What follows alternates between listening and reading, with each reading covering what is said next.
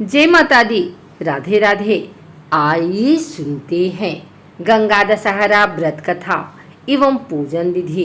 गंगा दशहरा के पर्व को हिंदू वैदिक पंचांग में बहुत अधिक महत्वपूर्ण माना जाता है। हिंदू धर्म में गंगा नदी को मात्र एक नदी माना नहीं जाता, बल्कि माता की तरह पूजा भी जाता है। माता गंगा को सर्वाधिक पवित्र नदी माना जाता है। पौराणिक कथा में गंगा के स्वर्ग से पृथ्वी पर आने के बारे में विस्तार से बताया जा रहा है। गंगा ऐसे ही पृथ्वी पर अवतरित नहीं हुई।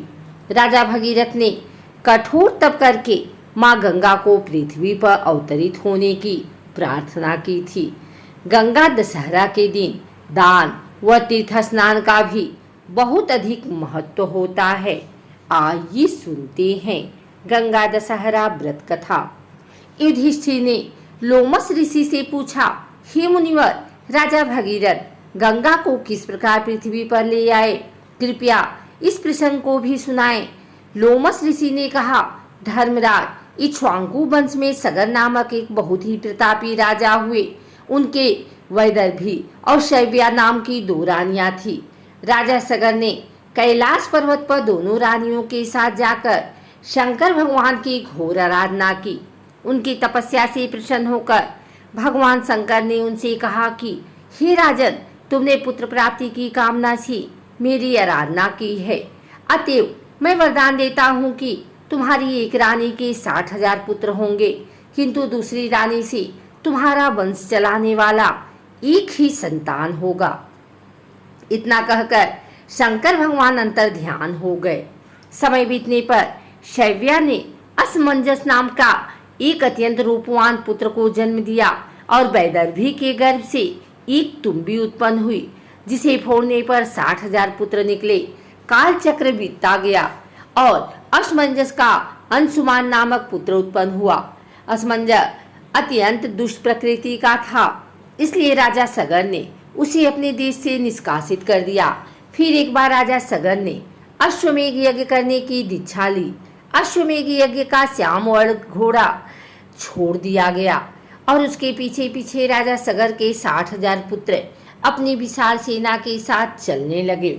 सगर के इस अश्वमेघ यज्ञ से भयभीत होकर देवराज इंद्र ने अवसर पाकर उस घोड़े को चुरा लिया और उसे ले जाकर कपिल मुनि के आश्रम में बांध दिया। उस समय कपिल मुनि ध्यान में लीन थे, अतः उन्हें इस बात का पता ही नहीं चला। इधर सगर के 60,000 पुत्रों ने घोड़े को पृथ्वी के हर एक स्थान पर ढूंढा, किंतु उसका पता न लग सका। वे घोड़े को खोजते हुए पृथ्वी को खोदकर पाताल लोक तक पहुंच गए, जहां अपने आश्रम में कपिल मुनि तपस्या कर रहे थे और वहीं पर वह घोड़ा बंधा हुआ था। सगर के पुत्रों ने यह समझकर कि घोड़े को कपिल मुनि ही चुरा लाए हैं, कपिल मुनि को कटु वचन सुनाना आरंभ कर दिया। अपने निरादर से कुपित होकर कपिल मुनि ने राजा सगर के 60,000 पुत्रों को अपने क्रोधाग्नि से भस्म कर दिया। जब सगर को नारद मुनि के द्वारा अपने 60,000 पुत्रों के भस्म हो जाने का समाचार मिला तो वे अपने पौत्र अंशुमान को बुलाकर बोले कि बेटा, तुम्हारे 60,000 दादाओं को मेरे कारण कपिल मुनि की क्रोधाग्नि में भस्म हो जाना पड़ा। अब तुम कपिल मुनि के आश्रम में जाकर उनसे क्षमा प्रार्थना करके उस घोड़े को ले आओ। अंशुमान अपने दादाओं के बनाए हुए रास्ते से चलकर कपिल मुनि के आश्रम में जा पहुंचे। वहां पहुंचकर उन्होंने अपनी प्रार्थना एवं मृदु व्यवहार से कपिल मुनि को प्रसन्न कर लिया। कपिल मुनि ने प्रसन्न होकर उन्हें वर मांगने के लिए कहा। अंशुमान बोले कि मुनि, कृपा करके हमारा अश्व लौटा दें और हमारे दादाओं के उद्धार का कोई उपाय बताएं।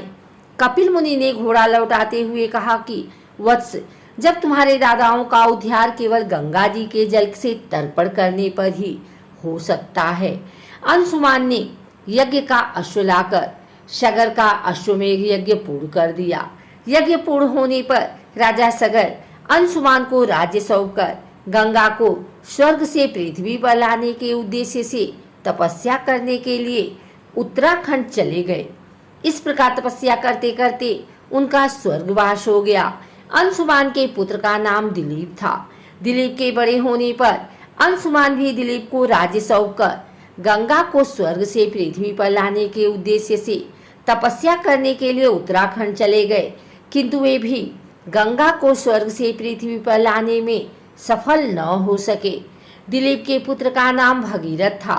भगीरथ के बड़े होने पर दिलीप ने भी अपने पूर्वजों का अनुगमन किया, किंतु गंगा को लाने में उन्हें भी असफलता ही हाथ आई। अंततः भगीरथ की तपस्या से गंगा प्रसन्न हुई और उनसे वरदान मांगने के लिए कहा। भगीरथ ने हाथ जोड़कर कहा कि माता, मेरे 60,000 पुरखों के उद्धार हेतु आप पृथ्वी पर अवतरित होने की कृपा करें। इस पर गंगा ने कहा, वत्स, मैं तुम्हारी बात मानकर पृथ्वी पर अवश्य आऊंगी, किंतु मेरे वेग को भगवान शिव की अतिरिक्त और कोई सहन नहीं कर सकता, इसलिए तुम पहले भगवान शिव को प्रसन्न करो।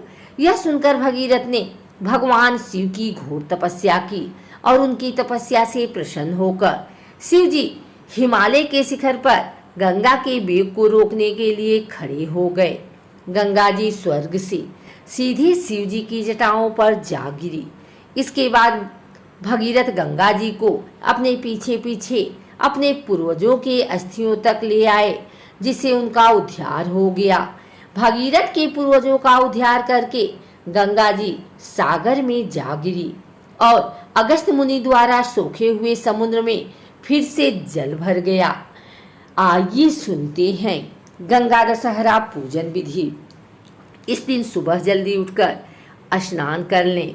इस दिन गंगा नदी में स्नान का विशेष महत्व होता है, लेकिन जो लोग गंगा स्नान नहीं कर सकते हैं, इसलिए घर में रहकर ही नहाने के पानी में गंगा जल डालकर माँ गंगा का ध्यान कर स्नान करें। घर के मंदिर में गंगा जल का छिड़काव करें और दीप प्रज्वलित करें। इस दिन माँ गंगा का अधिक से अधिक ध्यान करें। माँ गंगा को भोग लगाएं। इस बात का ध्यान रखें, भगवान को सिर्फ सात्विक चीजों का भोग लगाया जाता है। इस दिन दान करने से शुभ फल की प्राप्ति होती है। अपनी क्षमता के अनुसार दान जरूर करें। घर में रहकर ही माँ गंगा की आरती करें। माँ गंगा चालीसा का पाठ करने से भी शुभ फल की प्राप्ति होती है। अगर आपको हमारी वीडियो अच्छी लगी हो तो इसे लाइक करें, कमेंट करें, शेयर करें। हमारे चैनल को सब्सक्राइब करके बेल नोटिफिकेशन ऑल पर सेट कर लें, ताकि आगे आने वाली वीडियो सबसे पहले आप तक पहुंच सके। धन्यवाद।